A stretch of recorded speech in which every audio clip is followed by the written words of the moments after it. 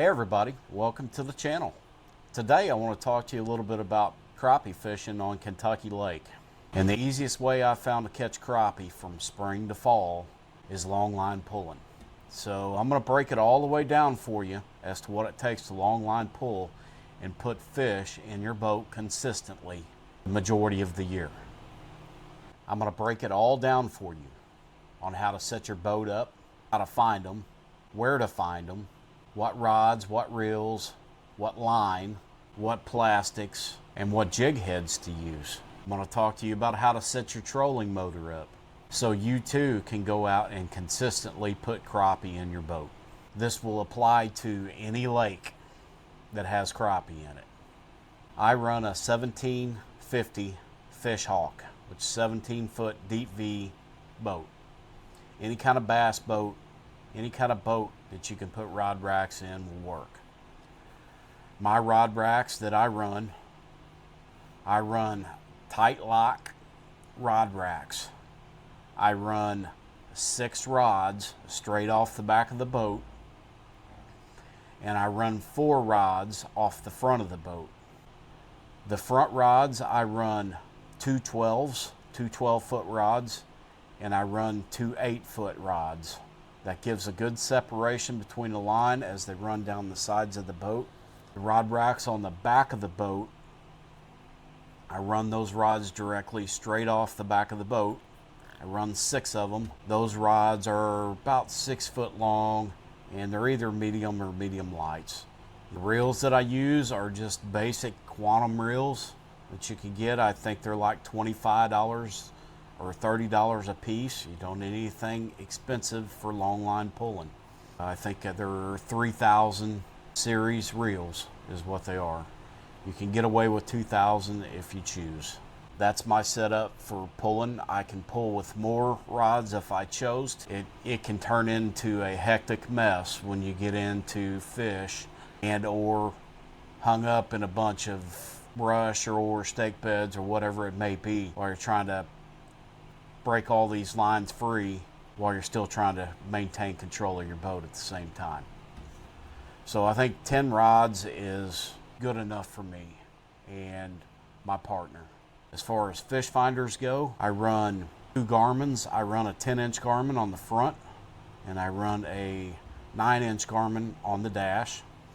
You have to have good equipment, good sonar and mapping to make this work. We'll get into a little bit more on that here in just a little bit. The line that I use is not very expensive. It's good line, it's hard to break, and it gets the job done. And you can get 500 yards of this for about $5 or $6. And it's Mr. Crappie, and it is 6-pound clear line. You can use the high vis line if you want. It gives good separation, so when your lines get tangled up, you can separate them just a little bit easier while you're out on the water. All right, let's talk about jigs. The jig heads. I run with 1/8 ounce jig heads. You can go smaller or bigger, whatever you choose, but 1/8 ounce is what I found that works for me. Okay. You can see that I have a big container of 1/8 ounce jigs. These are just regular ball jigs. You are going to need a lot of them if you're going to long line pull. When I say a lot, you're going to go through a lot of these. If you're not going through them, breaking them off, then you're not going to be catching fish. Unfortunately, you have to be in the brush and or the stake beds to catch these fish. So be prepared. If you don't have a round ball jig mold and a lead pot, you're going to spend a lot of money. So if you want a long line pull, it's easier if you just buy a Lee lead pot and buy your round ball jig production mold from Do It. Try to find ways to get a hold of lead. All right, let's talk about what plastics to use. I use 2-inch twister tails by Southern Pro. These jigs will get the job done. You don't need anything else. Just a regular 2-inch jig, and you need all kinds of different colors. I find that color I just showed you, this one right here, which is called Popsicle. That one works about 98% of the time, anytime you're long line pulling. Get all kinds of different colors. And when you start out pulling, you're going to put all kinds of different colors on all your rods till you figure out which one that they actually want, which one's producing. All right, let's talk about how to find these fish. In the springtime, early spring, of course, they're spawning on the bank. And they're just like any other fish. When the water warms up and they're done spawning, they're going to move off to deeper water. I have found that you can find and consistently catch crappie on this lake or any other lake, long line pulling, anywhere from 5 out to 15 feet, as long as you can find the structure. Now let's talk about where you're going to find and what you're going to look for. So Kentucky Lake is loaded with stake beds. They will look a little bit like this on your fish finder. When you find these stake beds that look just like this, put a mark in your unit, and that's going to lead me in on where to find these fish. You're looking for lay down, stick ups, stumps, anything, any kind of structure in the water is what you're looking for, that it's going to hold fish.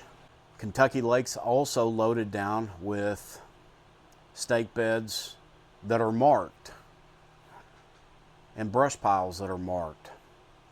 You're looking for PVC pipes sticking up out of the water. They look just like this. Or you're looking for a small stick sticking straight up out of the water. It looks just like this. That will mark your stake beds as well. When you find these spots, your stake beds, your brush piles, you need to put a waypoint in on your fish finder.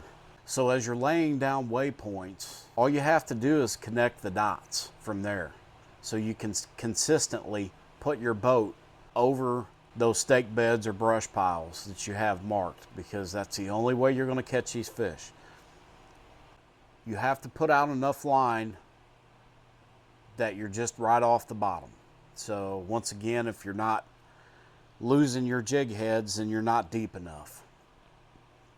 If you find that you're bouncing the bottom, you need to reel it up a couple reels till you get it up off the bottom. Let's talk about boat control and getting your jigs down to the fish in the stake beds or brush piles. So I have found that pulling anywhere from 1 mile an hour to 1.2 mile an hour is right on the money for these fish all year long. I run a Garmin Force on the front of my boat for a trolling motor to keep good control of it. You don't need a $3,000 trolling motor to long line pull. Any trolling motor will work, whether it be hand control or foot control or have a remote. But the key is you have to have a good fish finder with GPS in it that's going to be able to tell you your exact speed. I think we've covered the basics with long line pulling and where to find, how to find, and should get you in the ballpark of what it takes to long line pull if you're looking at getting into it and wanting to put lots of fish in the boat. So as you're long line pulling, it's not just crappie you're going to catch. You're going to catch everything else as well. So be prepared to catch brim, sauger, walleye, whatever it may be, bass, catfish. You'll catch a lot of catfish long line pulling on these jigs. You're going to catch drum. You're going to catch a little bit of everything, and it's a lot of fun. You can get your family into it, although it can be very trying at times, trying to keep control of your boat while all your lines are hung up, and or you've got the majority of your lines with fish on them that you're trying to get reeled in and all your lines freed up. I hope I've helped somebody out here that's trying to figure out a way to find crappie on any of these lakes. It doesn't have to be Kentucky Lake. That's just where I fish the majority of the time. Any lake that holds crappie, once again, this will work on. You just need to find the structure and get the jigs down to them. I hope I helped somebody out. Please leave a comment. I'll try to answer the questions. Let me know how y'all do this year. I hope y'all enjoyed the content. If y'all like the content of my channel, please like, share, and subscribe. I would greatly appreciate it, and it would help my channel out immensely. I hope y'all enjoy the rest of the week, and I'll catch y'all later.